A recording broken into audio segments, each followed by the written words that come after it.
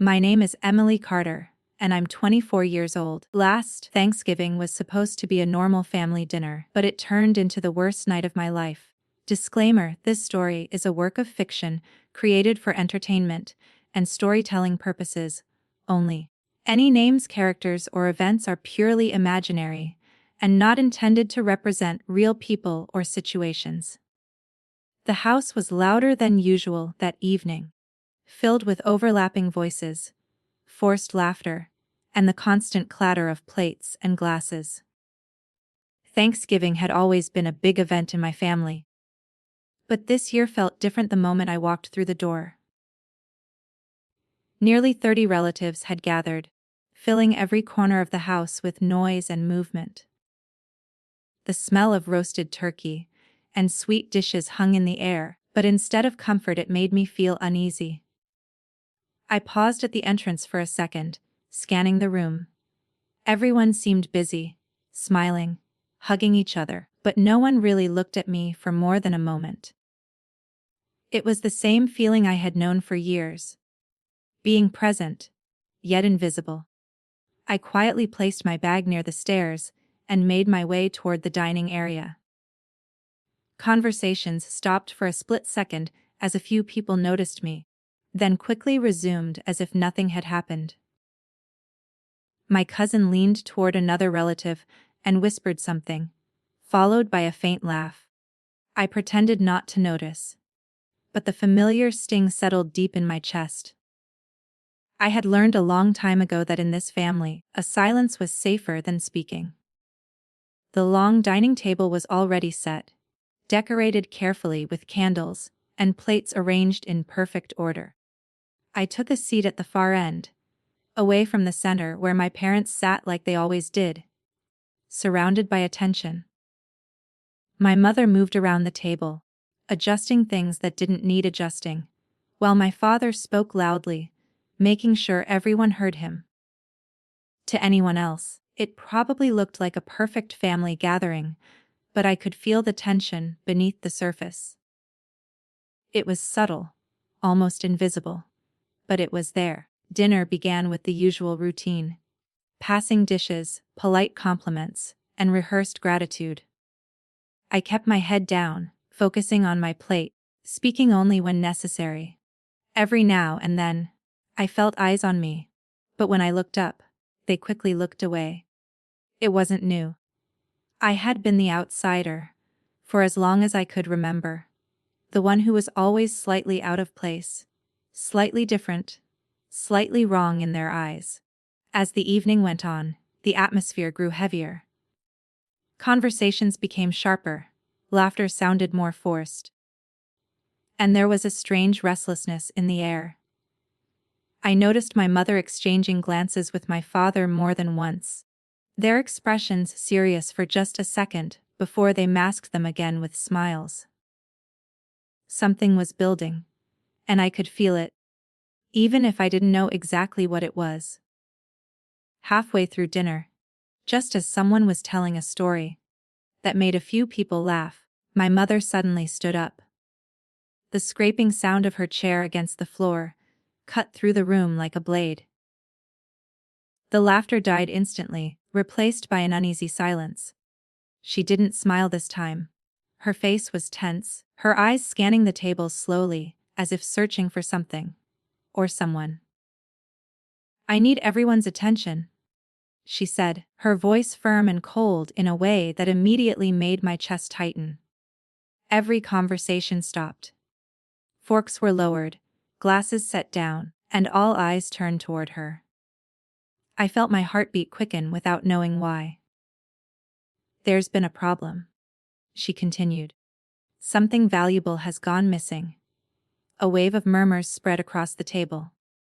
People looked at each other, confused, curious, some even slightly amused, as if they thought it might be a misunderstanding.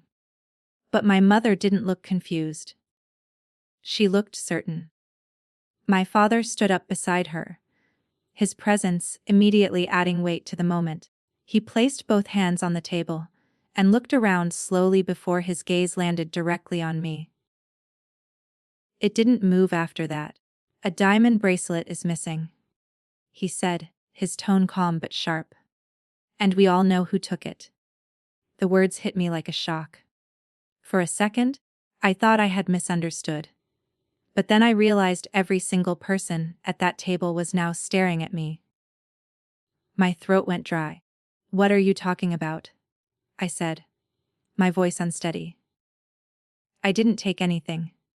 A quiet scoff came from across the table. My cousin leaned back in his chair, crossing his arms with a smirk that immediately made something inside me twist. "Come on," he said casually. "It's not that surprising." A few people shifted in their seats, their expressions changing from confusion to suspicion. The murmurs grew louder now, no longer questioning what had happened, but quietly accepting what they were being told. "I didn't steal anything," I repeated, louder this time, trying to steady my voice, despite the pressure building around me. My mother looked at me with a mix of disappointment and cold certainty. "You've always had issues," she said. "We tried to help you. But this is too much." Her words cut deeper than the accusation itself. It wasn't just about the bracelet. It was about years of being misunderstood, judged, and quietly blamed for things I didn't do. I looked around the table, hoping, just once, that someone would speak up, that someone would question this, defend me, say something. But no one did. Some avoided my gaze.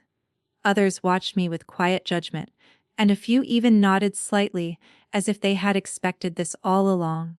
My father's voice broke through the silence again. "You have one chance to admit it," he said. "Otherwise, you can leave." Every room held its breath. Every eye remained fixed on me, waiting for me to break, to confess, to accept the role they had already given me. But instead of panic, something else began to settle inside me. A strange calm, steady and controlled. My hands stopped shaking, and my breathing slowed. I slowly pushed my chair back and stood up, the sound echoing softly in the silent room. For a moment, no one moved, no one spoke. They were all waiting. "Fine," I said quietly, my voice now completely steady. "If that's what you all believe." I paused, letting the silence stretch, just enough to make them lean in, to make them certain they had won.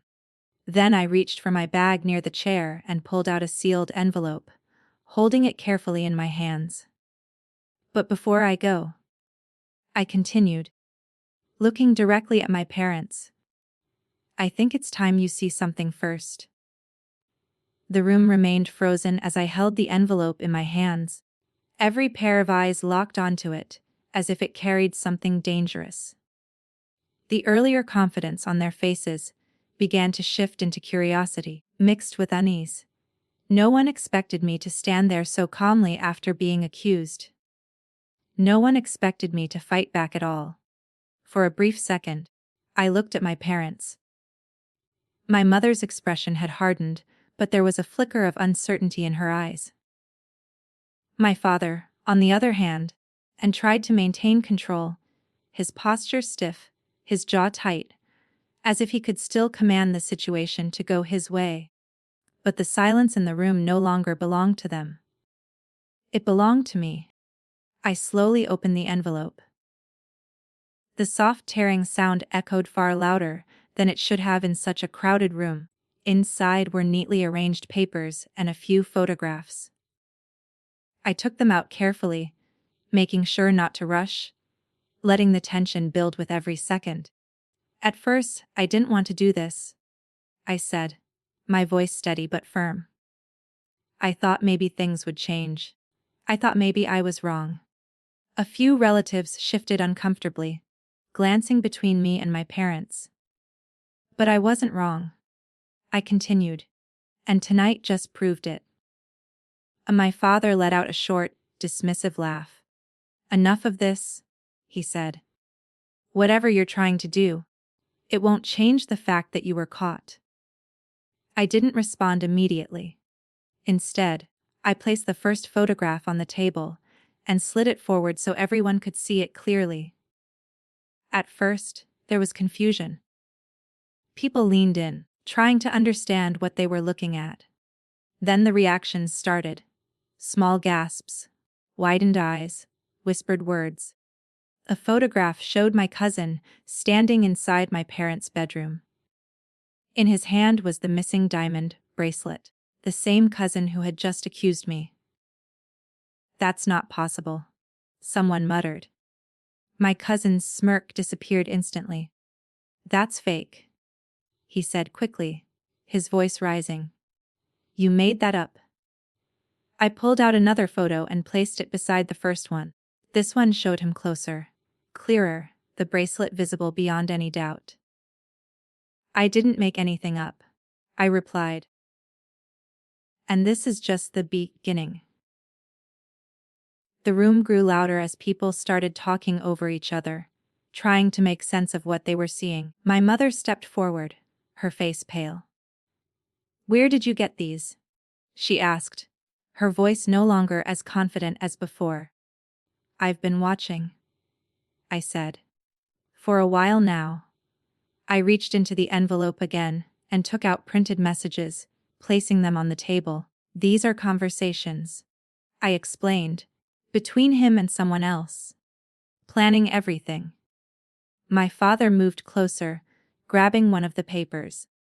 His eyes scanned the text, and I saw the exact moment his confidence cracked. The messages clearly described how the bracelet would be taken, and how it would later be planted in my belongings. "No," my cousin said loudly, shaking his head.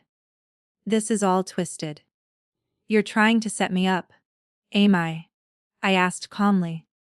I pulled out my phone and unlocked it. The room fell quiet again as I played a short video clip. The screen showed my cousin entering the bedroom, taking the bracelet, and later slipping it into my coat pocket when no one was around. This time, there was no room for denial. A wave of shock moved through the room.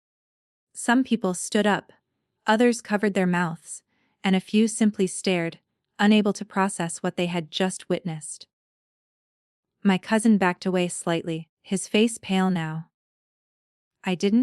This isn't," he stammered, but the words wouldn't come together. But I wasn't finished. "There's more," I said, my voice quieter now, but heavier. I took out the final set of documents from the envelope and placed them in front of my parents. Unlike the others, these weren't photos or messages. They were official papers, financial records, signatures, account details. My mother's hands trembled as she picked them up. My father leaned in beside her, and for the first time, neither of them spoke immediately. "These show where the money went," I said. "The money Grandma left for me." A deep silence filled the room, heavier than anything before. "It was supposed to help me," I continued, "for my future, my education, my life." My father finally spoke, but his voice was no longer strong.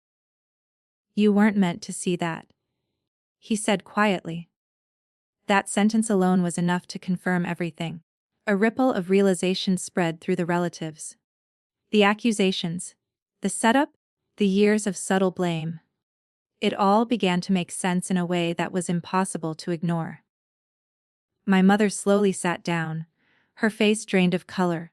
"We were just trying to manage things," she said weakly, avoiding my eyes.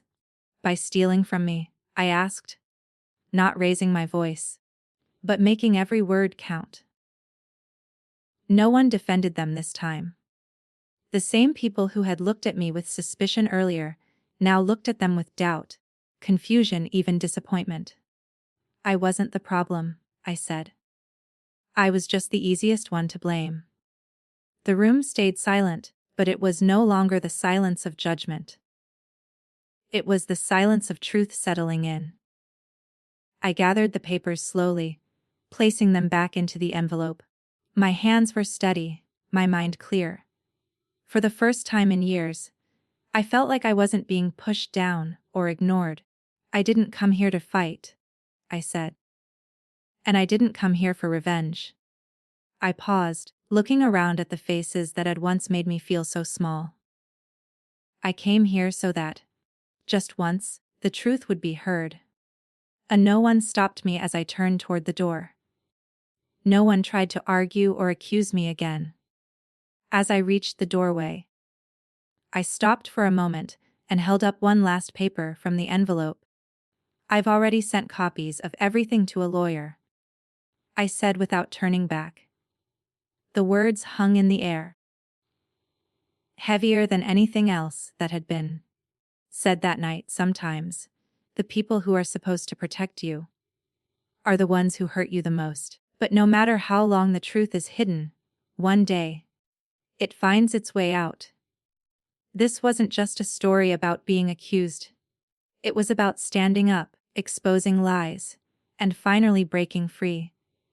If you've ever been judged without proof or blamed for something you didn't do, remember, your truth matters, and sometimes, all it takes is one moment of courage to change everything. If this story kept you hooked, don't forget to like, share, and subscribe for more powerful stories like this.